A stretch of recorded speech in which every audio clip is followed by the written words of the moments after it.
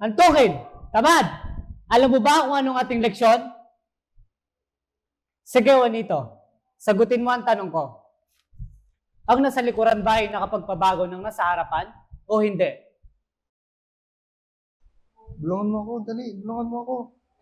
Aray! Napakahayop mo! Ikaw, magaling na tagabulong.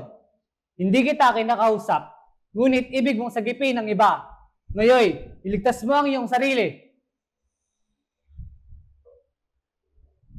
Tumayo ka.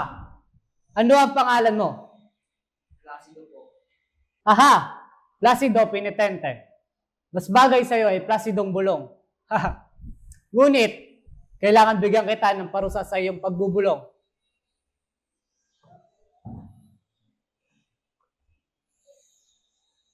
Alam mo bang malapit na kitang tanggalin sa talaan?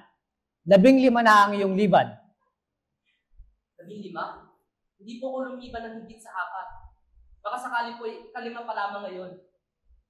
Dahil bihira ko labasahin ng talaan, sa tuwing ako'y makakahuli ng isa'y, nilalagan ko ng 3 guhit. Kung 5 na nga ang iyong liban, ilan ang makalimang 5? 15. Ngunit Padre, kung lalagyan niyo po ako ng baho sa leksyon, dapat po lamang ninyong alisin ang di ko pagpasok na hindi naman totoo. Di yata't di mo naunawaan at hindi mo naisip, pilosopo, na hindi na nga pumapasok sa klase, hindi pa marunong ng leksyon. Tama na, Padre. Tama na. Mailalagay mo lahat ng guhit na gusto mong mailagay. Ngunit wala kayong karapatan na laitin ako. Hindi ko na po kayo matitiis.